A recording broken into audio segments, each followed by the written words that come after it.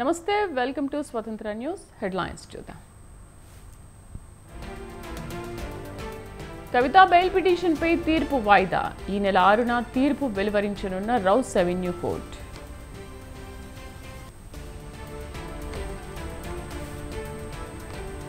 ఏపీలో కొనసాగుతున్న పెన్షన్ల పంపిణీ. ఇప్పటివరకు 45 లక్షల మంది ఖాతాల్లో నగదు జమ.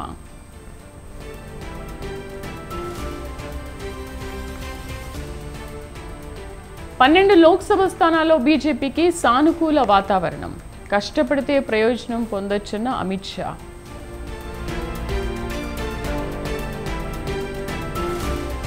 తూర్పుగోదావరి జిల్లాలో భారీగా నగదు పట్టివేత. ట్రావెల్స్ బస్సులో 2.4 కోట్లు సీజ్.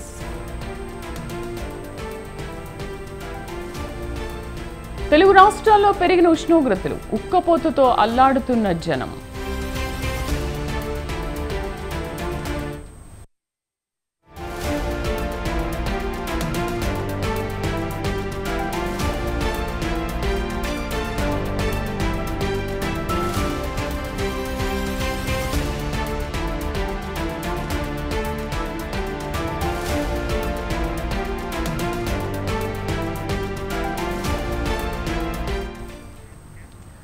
సార్వత్రిక ఎన్నికలు సమీపిస్తున్న వేళ తూర్పుగోదావరి జిల్లాలో భారీగా నగదును పోలీసులు సీజ్ చేశారు. గోపాలపురం మండలం జగన్నాథపురం గ్రామ శివార్లోని అంతర్జిల్లాల చెక్పోస్ట్ వద్ద తనిఖీలు నిర్వహించారు. ఈ క్రమంలో హైదరాబాద్ నుంచి రాజమండ్రి వెళ్తున్న ప్రైవేట్ ట్రావెల్ బస్సులో తరలిస్తున్న 2,40,00,000 నగదును పోలీసులు గుర్తించారు. దీనికి సంబంధించి ఎలాంటి ఆధారాలు లేకపోవడంతో సీజ్ చేశారు.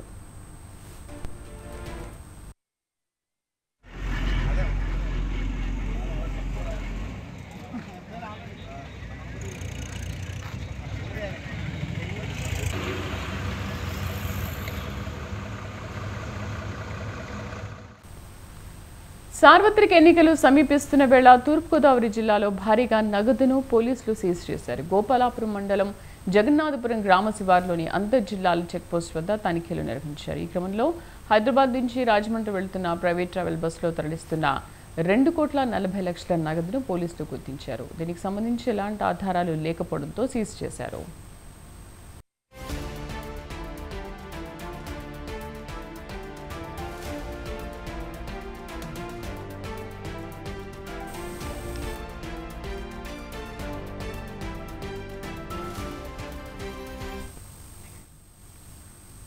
తెలంగాణలో సంచలనం సృష్టించిన ఫోన్ ట్యాపింగ్ కేసులో మాజీ ఓఎస్డీ రాధాకిషన్ రావు బెయిల్ పిటిషన్పై నాంపల్లి కోర్టు ఇవాళ తీర్పు వెల్లడించనుంది. గత నెల 30న ఇరు వాదనలు విన్న నాంపల్లి కోర్టు తీర్పును నిన్నటికి వాయిదా వేయక ఇవాళకి మరోసారి వాయిదా పడింది. రాధాకిషన్ రావుకు బెయిల్ మంజూరు చేయొద్దంటూ పంజాగుట్ట పోలీసులు కౌంటర్ దాఖలు చేశారు. ఈ కేసులో ఉన్న మరో 3 నిందితుల బెయిల్ పిటిషన్ని ఇప్పటికే నాంపల్లి కోర్టు కొట్టివేసింది.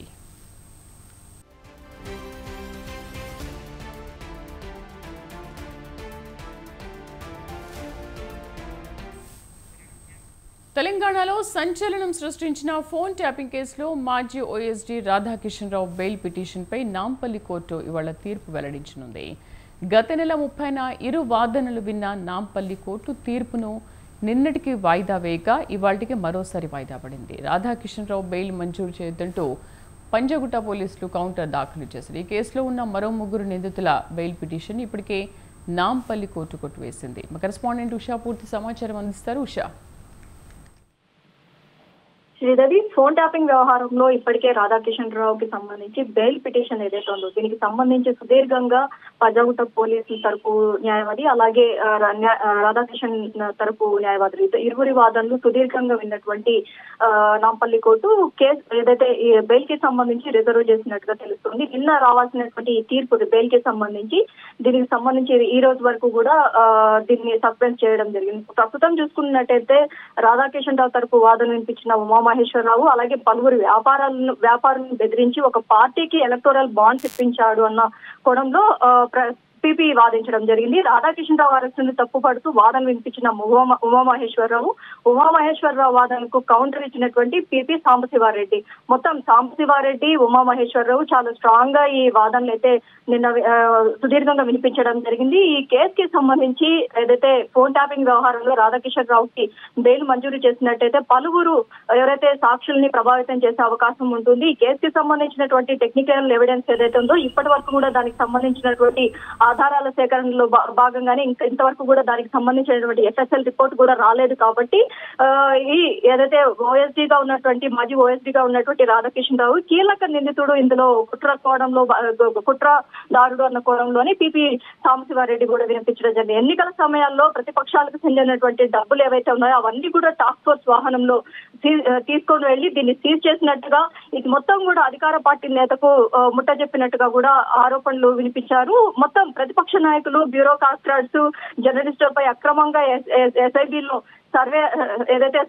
సర్వే లైన్స్ కూడా ఏర్పాటు చేశారు. ఇరువురి వాదనలు విన్నటువంటి కోర్టు రాధాకిషన్ రావు బెయిల్ పై నేడు నాంపల్లి కోర్టులో మధ్యాహ్నం తర్వాత ఈ బెయిల్ కి సంబంధించి మాత్రం ఒక కీలక సమాచారం అయితే వచ్చే అవకాశం ఉంటుంది. శ్రీదేవి, ఉషా, అటు పంజగుట్ట పోలీసులు కూడా బెయిల్ ఇవ్వొద్దని మాట్లాడుతున్నారు. అంటే ఈ నేపథ్యంలో ఇంత విచారణ జరుగుతున్న నేపథ్యంలో అసలు బెయిల్ వచ్చే అవకాశాలు ఎంతవరకు ఉన్నాయి? ఖచ్చితంగా తన తల్లి అనారోగ్య కారణంగా ఏదైతే మధ్యంతర బెయిల్ తీసుకొని కరీంనగర్ కు తాను ఎస్కార్ట్ సహాయంతో జడ్చల్గూడ జైలు నుంచి వెళ్లడం జరిగింది. కాబట్టి తన తల్లి ఏదైతే అనారోగ్యాన్ని చాలా హైలైట్ గా పొందుపరిచారు. ఈ ఏదైతే ఓఎస్డీ రాధాకిషన్ రావుకి బెయిల్ మంజూరు చేసే విధానంలో, అలాగే తన అనారోగ్య సమస్యలు కూడా కొన్ని అనారోగ్య సమస్యలను కూడా లో బీపీని కావచ్చు, అలాగే కొన్ని అనారోగ్య సమస్యలను కూడా మెన్షన్ చేయడం జరిగింది. కాబట్టి ఈ ఆధారాలతో ఏకీభవించినట్లయితే కోర్టు బెయిల్ మంజూరు చేసే అవకాశం ఉంటుంది. మరోవైపు చూసుకున్నట్టయితే ఏదైతే ఫోన్ ట్యాపింగ్ వ్యవహారం ఏదైతే ప్రతి ఒక్క వ్యక్తి కూడా వ్యక్తిగతలో భాగమైనటువంటి ఫోన్ సంభాషణలు ఏవైతే ఉంటాయో ప్రైవేట్ వ్యక్తులు వినడం, చొరబడి వినడం అనేది చాలా కఠినమైన నేరము. ఈ నేరానికి సంబంధించి కుట్రదారుడుగా రాధాకిషన్ రావు ప్రధాన ఆరోపణలు ఎదుర్కొంటున్నారు. కాబట్టి రాధాకిషన్ రావుకి బెయిల్ మంజూరు చేసినట్టయితే మిగతా ఏదైతే ఓఎస్డీగా ఉన్నటువంటి తన కింది స్థాయి వ్యక్తుల నుంచి పై స్థాయి వ్యక్తుల వరకు కూడా ఇతని కింద పనిచేసినటువంటి సర్వే రూమ్ లో పనిచేసినటువంటి వ్యక్తులు కావచ్చు, ప్రతి ఒక్కరిని కూడా ఇతను ప్రభావితం చేసే అవకాశం ఉంటుంది. అప్రూవర్ గా మారి ఇప్పటికే వాంగ్మూలాలు ఇచ్చినటువంటి వ్యక్తులు ఎవరైతే ఉన్నారో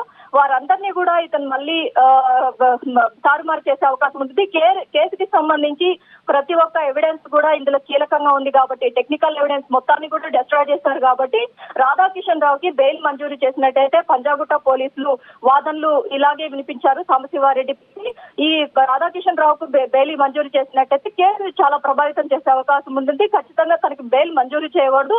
మరోవైపు ప్రభాకర్ అప్స్టాండింగ్ లో ఉన్నారు కాబట్టి ఆ తర్వాత వ్యక్తి ప్రధాన సూత్రధారి కుట్రధారి రాధాకిషన్ రావు ఉన్నారు కాబట్టి ఇతనికి బెయిల్ మంజూరు చేయకూడదు అన్న కోణంలో అయితే పీపీ వాదనలు వినిపించారు. ప్రస్తుతం ఈ కేసుకి సంబంధించి చాలా రోజులు కూడా నాంపల్లి కోర్టులో కూడా ఇప్పటి వరకు 2 సార్లు వాయిదా పడింది. తీర్పుకు సంబంధించి రిజర్వ్ చేయడం జరిగింది. కాబట్టి ఈ రోజు అయినా సరే రాధాకిషన్ రావు బెయిల్ కి సంబంధించి ఏదైతే కీలక సమాచారం అయితే వచ్చే అవకాశం ఉంటుంది. బెయిలా లేకపోతే జైలా అనేది మాత్రం కాస్త సస్పెన్స్ గా ఉందనేసి తెలుస్తుంది. Sridevi, right Usha, thank you.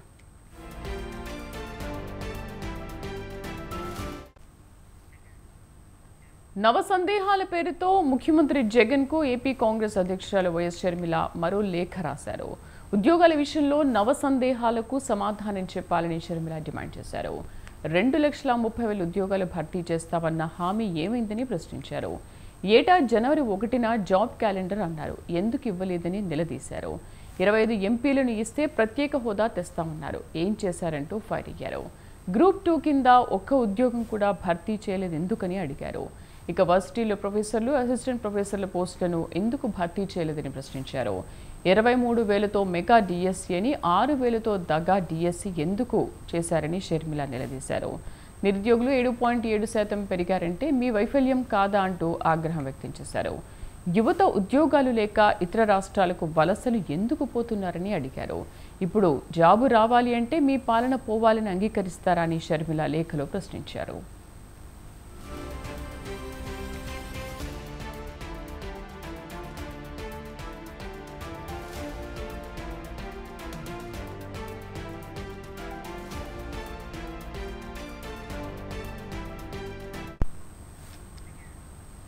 ఏపీలో తమ మద్దతు సీఎం వైఎస్ జగన్కేనని ఎంఐఎం చీఫ్ అసదుద్దీన్ ఓవైసీ తెలిపారు. ఆంధ్రాలో టీడీపీ జనసేన కూటమిలో నటులు ఉంటే దేశంలోనే మహానటుడు మోదీ అన్నారు.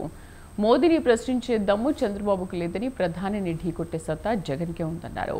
చంద్రబాబు గెలిస్తే మోదీ చేతులు కీలు బొమ్మగా మారతారని, జగన్ సీఎంగా ఉంటే ఏపీలో మైనార్టీ హక్కులను పరిరక్షిస్తారని అన్నారు.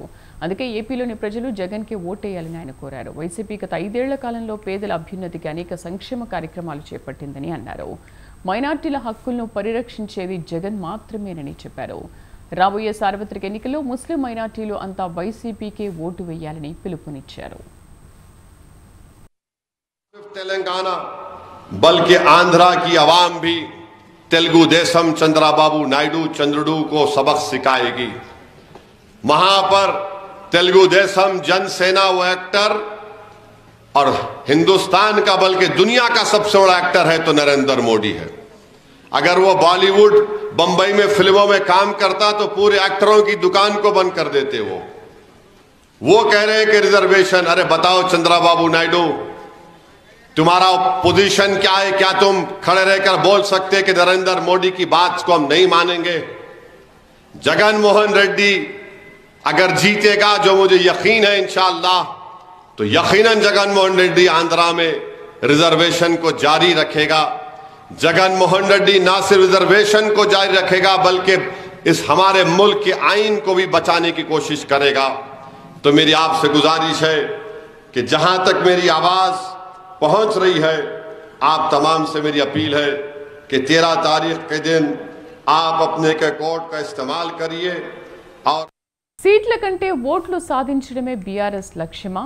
ఓటు బ్యాంక్ను కాపాడుకోవడం గులాబీ పార్టీకి సవాల్గా మారిందా? ఇందుకు పార్లమెంట్ ఎన్నికల్లో బీఆర్ఎస్ వ్యూహం ఏంటి?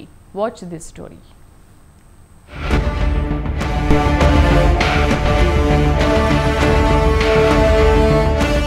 అసెంబ్లీ ఎన్నికల్లో ఓటమితో పార్లమెంట్ ఎన్నికలు బీఆర్ఎస్కు సవాలుగా మారాయి.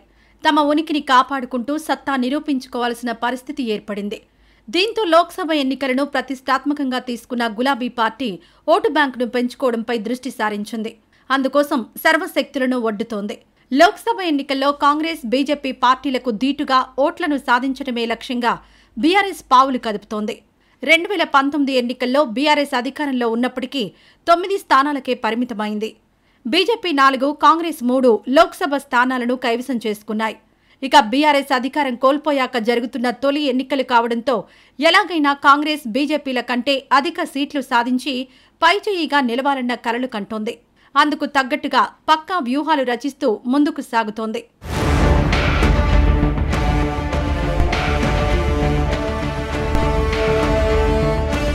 ఇటీవల జరిగిన అసెంబ్లీ ఎన్నికల్లో కాంగ్రెస్ 39.40% ఓట్లను సాధించి 64 స్థానాలను కైవసం చేసుకుని అధికారాన్ని చేజిక్కించుకుంది.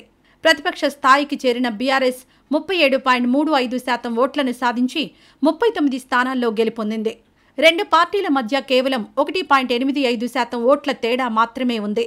మొత్తంగా ఓట్లు చూసుకుంటే 92,35,833 ఓట్లు కాంగ్రెస్ పార్టీకి రాగా బీఆర్ఎస్కు 87,53,956 ఓట్లు సాధించి ప్రతిపక్ష హోదాలో చేరింది. దీంతో లోక్సభ ఎన్నికలు బీఆర్ఎస్ పార్టీకి ప్రతిష్టాత్మకంగా మారాయి. ఇక గతసారి పార్లమెంట్ ఎన్నికల్లో బీఆర్ఎస్ 41.71% ఓట్లతో 9 స్థానాల్లో గెలిచింది. బీజేపీ 19.65% ఓట్లతో 4 స్థానాలను కైవసం చేసుకుంది. అలాగే కాంగ్రెస్ 29.79% ఓట్లతో 3 స్థానాల్లో విజయం సాధించింది. అయితే ప్రస్తుతం బీఆర్ఎస్ గడ్డు పరిస్థితులను ఎదుర్కొంటున్న వేళ తన ఓటు బ్యాంకును పదిలం చేసుకోవడంపై ఫోకస్ పెట్టింది.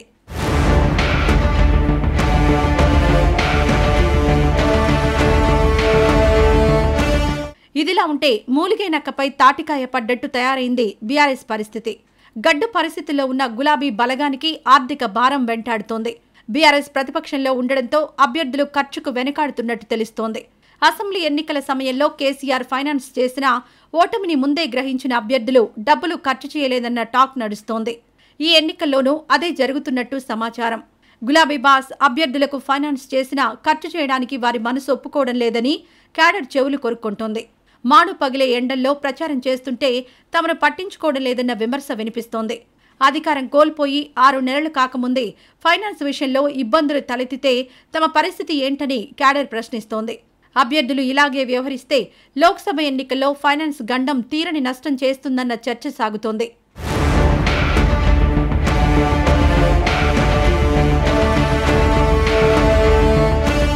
ఇక రాష్ట్రంలో పార్లమెంటు ఫైట్ హోరాహోరీగా సాగుతోంది. బీఆర్ఎస్ 17 స్థానాల్లో తమ అభ్యర్థులను బరిలో దింపింది. అయితే ఈసారి జరుగుతున్న ఎన్నికల్లో బీఆర్ఎస్ కు చెందిన సిట్టింగ్ ఎంపీలు, మాజీ ఎమ్మెల్యేలే కాంగ్రెస్, బీజేపీలో చేరి ప్రత్యర్థులుగా బరిలో కాలు దువ్వుతున్నారు. ఇన్నాళ్లు తమ వెంటే ఉండి అధికారం కోల్పోయేసరికి పక్క పార్టీలోకి జంపై గులాబీపైనే పోటీకి సై అంటున్నారు. దీంతో ఎలాగైనా వారిని ఓడించాలన్న కసిలో ఉన్న గులాబీ బాస్ ప్రచార బాధ్యతలను భుజాన వేసుకున్నారు. బస్సు యాత్రతో రంగంలోకి దిగారు. ఓవైపు కాంగ్రెస్, బీజేపీల వైఫల్యాలను ప్రజల్లో ఎండగడుతూనే క్యాడర్లో జోష్ నింపే ప్రయత్నం చేస్తున్నారు.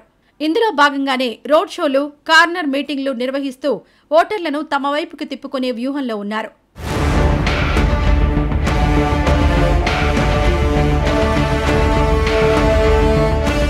మరి గులాబీ బాస్ వ్యూహాలు ఫలిస్తాయా?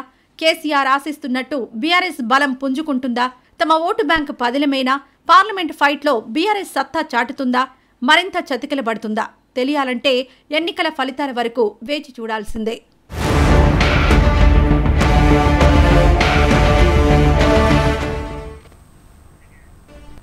దేశంలో బీజేపీ తిరిగి అధికారంలోకి వస్తే ఎస్సీ, ఎస్టీ, బీసీ, మైనార్టీలకు తిప్పలు తప్పవని సికింద్రాబాద్ పార్లమెంటు కాంగ్రెస్ అభ్యర్థి దానం నాగేంద్ర అన్నారు.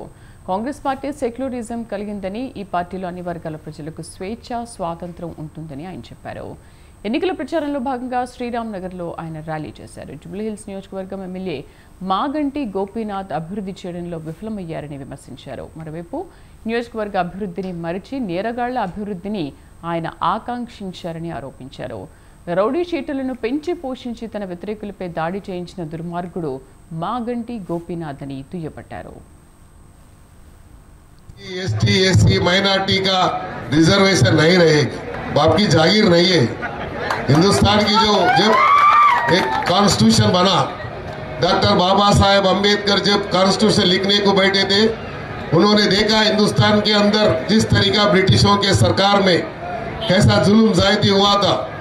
अगर हिंदुस्तान के अंदर एक सेक्युलर जमात, एक सेक्युलर पार्टी, सेक्युलर फोर्स सत्ता में आती है तो ये कॉन्स्टिट्यूशन जो हमारी जमहूरियत में हमको क्या हक मिलना चाहिए, बिला मजहब और मिल्लत, ये हमको ये मिलना चाहिए। इसीलिए उन्होंने कॉन्स्टिट्यूशन में लिखा सबके लिए। బీఆర్ఎస్ నేత ఆ పార్టీ సోషల్ మీడియా కన్వీనర్ మన్నే క్రిషాంక్ కోర్టు 14 రోజుల రిమాండ్ విధించింది. ఉస్మానియా యూనివర్సిటీ మెస్ల మూసివేత సెలవులపై దుష్ప్రచారం చేసిన కేసులో క్రిషాంక్తో పాటు ఓయూ విద్యార్థి నాయకుడు నాగేందర్ను పోలీసులు నిన్న అదుపులోకి తీసుకున్నారు. వీళ్ళిద్దరూ వర్సిటీ ప్రతిష్టకు భంగం కలిగేలా దుష్ప్రచారం చేశారన్న ఓయూ అధికారుల ఫిర్యాదుపై వివిధ సెక్షన్ల కింద కేసు నమోదు చేసుకున్న పోలీసులు నిన్న హైదరాబాద్ నుంచి కొత్తగూడెం వెళ్తున్న వీరిద్దరిని పతంగి టోల్ గేట్ వద్ద అరెస్ట్ చేశారు. ఈ కేసులో క్రిషాంక్ కోర్టు 14 రోజుల రిమాండ్ విధించడంతో ఆయనను చంచల్గూడ జైలుకు తరలించారు.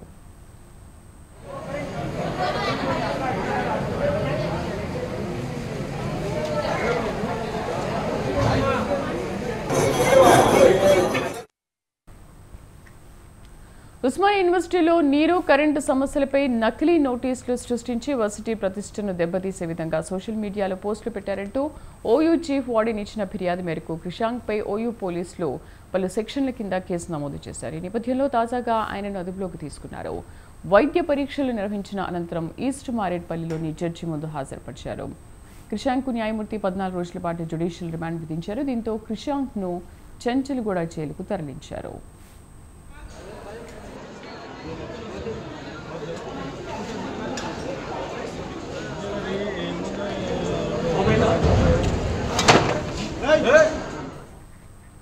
మరోవైపు క్రిషాంక్ అరెస్టుపై బీఆర్ఎస్ నేతలు హరీష్ రావు, కేటీఆర్లు తీవ్రంగా స్పందించారు. క్రిషాంక్ను ఖండించాక అరెస్ట్ చేయడం అక్రమమని, గల్లీ కాంగ్రెస్ వైఫల్యాలు, ఢిల్లీ బీజేపీ అరాచకాలపై గొంతెత్తినందుకే ఆయనపై దౌర్జన్యానికి పాల్పడ్డారని ఆరోపించారు.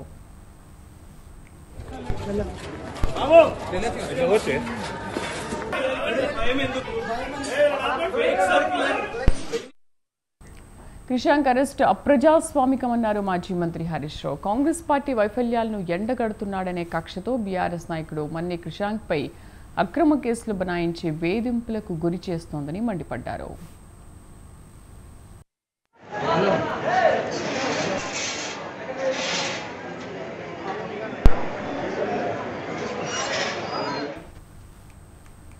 లోక్సభ ఎన్నికల వేళ అక్రమార్కులపై ఉక్కుపాతం మోపారు పోలీసులు. కార్డన్ సర్చ్తో భాగ్యనగరంలో తిష్టవేసిన విదేశీయుల పని పడుతున్నారు.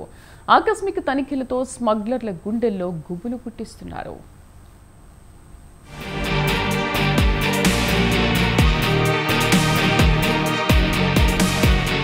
లోక్సభ ఎన్నికల వేళ పోలీసులు అక్రమార్కులపై ఫోకస్ పెట్టారు. విస్తృత తనిఖీలతో అనువనువునా గాలిస్తున్నారు. కార్డన్ సర్చ్తో విదేశీయుల గుండెల్లో గుబులు పుట్టిస్తున్నారు.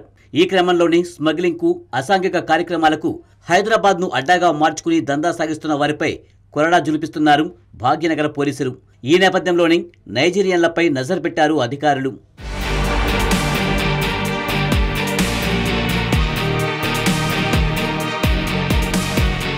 పార్లమెంట్ ఎన్నికల వేళ శాంతి భద్రత దృష్ట్యా పోలీసులు స్పెషల్ ఆపరేషన్ చేపట్టారు. రాచకొండ కమిషనరేట్ పరిధిలోని రంగారెడ్డి పోలీసులు కార్డన్ సెర్చ్ చేపట్టారు. రంగంలోకి దిగిన సీఐలు, ఎస్ఐలు పాత నేరస్తులు, రౌడీ షీటర్ల వివరాలను సేకరించే పనిలో పడ్డారు. అనుమానిత ప్రాంతాల్లో అనువనువు గాలిస్తున్నారు.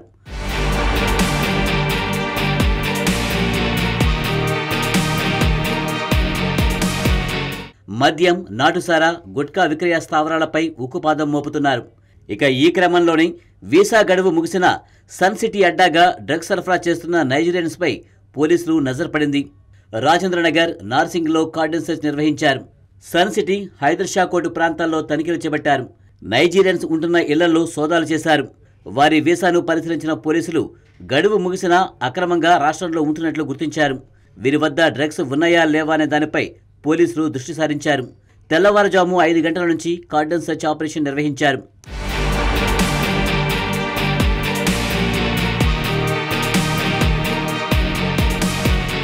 సన్ సిటీ అడ్డాగా కొన్నాళ్లుగా డ్రగ్స్ దందా సాగిస్తున్నారు నైజీరియన్లు. గతంలో డ్రగ్స్ సరఫరా చేస్తూ నైజీరియన్లు అనేకసార్లు పట్టుబడడంతో పోలీసులు స్పెషల్ ఆపరేషన్ చేపట్టారు. ఇక సోదాల్లో భాగంగా ఓ అపార్ట్మెంట్లో తలుపులు పగలకొట్టి లోపలికి వెళ్లారు పోలీసులు. అపార్ట్మెంట్లోని ఫ్లాట్లో ఉంటున్న నైజీరియాకు చెందిన 2 అక్కాచెల్లెల వద్ద నుండి ఫోడర్ స్వాధీనం చేసుకున్నారు. దీనిపై విచారణ కొనసాగుతుంది. ఎన్నికల వేళ శాంతి భద్రతలపై దృష్టి సారించారు పోలీసులు. ఒక భాగ్యనగరమే కాదు, తెలంగాణ వ్యాప్తంగా ముమ్మర తనిఖీలు కొనసాగుతున్నాయి. ముఖ్యంగా డ్రగ్స్ దందాపై ఫోకస్ పెట్టారు. ఈ క్రమంలోనే నిఘా వ్యవస్థను కట్టుదిట్టం చేసి డేగ కన్నుతో అక్రమార్కుల అంతు చూసే పనిలో పడ్డారు.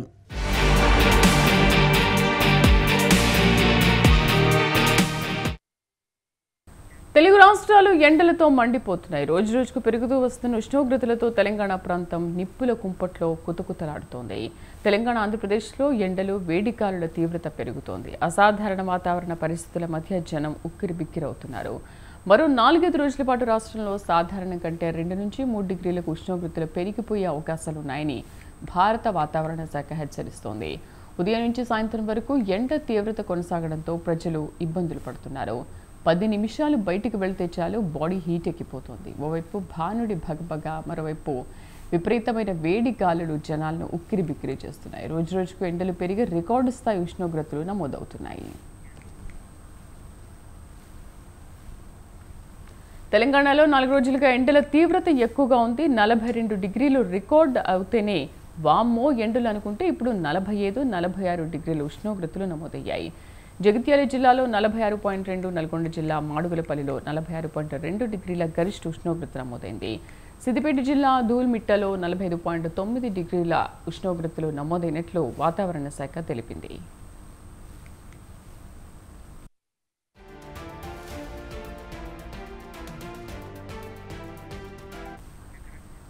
రాబోయే 5 రోజుల పాటు రాష్ట్రంలో వడగాలులు వీస్తాయని వాతావరణ శాఖ హెచ్చరించింది. కరీంనగర్, పెద్దపల్లి, జయశంకర్, భూపాలపల్లి, మహబూబ్ నగర్, నాగర్ కర్నూల్, వనపర్తి జిల్లాల్లో వడగాలులు వీస్తాయని ఈ జిల్లాలకు ఆరెంజ్ అలర్ట్ను ప్రకటించింది. ఇప్పటికే పొరుగున ఉన్న ఆంధ్రప్రదేశ్తో పాటు ఒడిశా, పశ్చిమ బెంగాల్, బీహార్ రాష్ట్రాలకు రెడ్ అలర్ట్ ప్రకటించిన ఐఎండీ తెలంగాణకు కూడా తీవ్రమైన హెచ్చరిక జారీ చేసింది.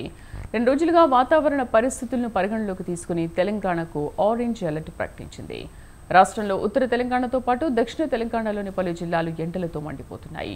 వడగాల్పుల తీవ్రతతో జనం బెంబేలెత్తిపోతున్నారు. నిర్మల్, నిజామాబాద్, జగిత్యాల, రాజన్న సిరిసిల్ల, కరీంనగర్, పెద్దపల్లి, భూపాలపల్లి, హనుమకొండ, మహబూబాబాద్, నాగర్ కర్నూల్, వనపర్తి, నారాయణపేట, జోగులాంబ, గద్వాల జిల్లాల్లో అక్కడక్కడ వడగాలులు వీస్తాయని తెలిపింది.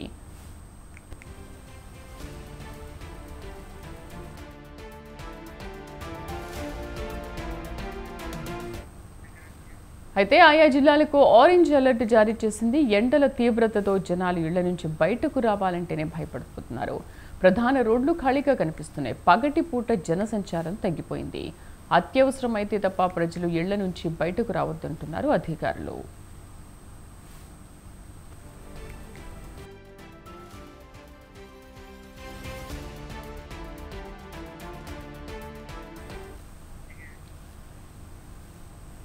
రాష్ట్రంలోని పలు ప్రాంతాల్లో ఉష్ణోగ్రతలు 46 డిగ్రీల పైగానే నమోదయ్యాయి. నల్గొండ జిల్లా గూడాపూర్లో 46.6 డిగ్రీలు నమోదయ్యాయి. చందూరు, మంగపేట, భద్రాచలం, మునగాల తదితర ప్రాంతాల్లో 46.5 డిగ్రీలు నమోదయ్యాయి.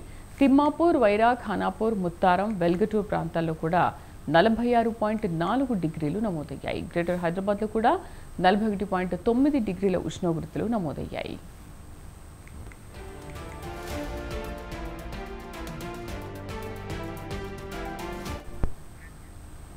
ఏపీలో ఈరోజు అత్యధిక ఉష్ణోగ్రతలు నమోదయ్యే అవకాశాలున్నాయని వాతావరణ శాఖ తెలిపింది. రాయలసీమ, కోస్తాంధ్రలోని పలు ప్రాంతాల్లో 45 నుంచి 46 డిగ్రీల ఉష్ణోగ్రతలు నమోదయ్యే అవకాశం ఉందని అధికారులు తెలిపారు. మిగిలిన కొన్ని ప్రాంతాల్లో 40 నుంచి 43 డిగ్రీల మధ్యలో రికార్డు అవుతాయని అంచనా వేస్తున్నారు. ఏపీలోని 31 మండలాల్లో తీవ్ర వడగాలులు, 234 మండలాల్లో వడగాలులు వీచే అవకాశం ఉందని విపత్తు నిర్వహణ సంస్థ అంచనా వేస్తోంది.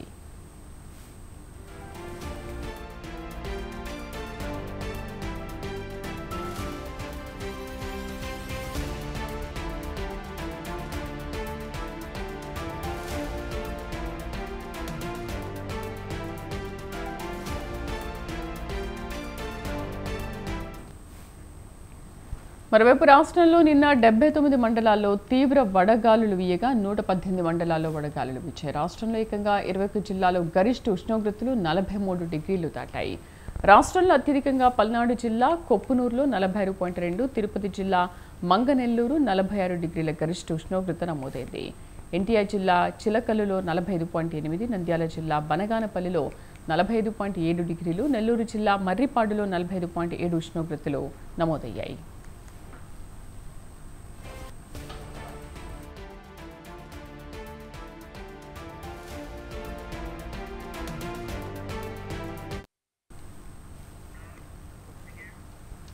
ఇది బులెటిన్ విశేషాలు. మరిన్ని అప్డేట్స్తో మరో బులెటిన్లో మళ్ళీ కలుద్దాం. Stay with us.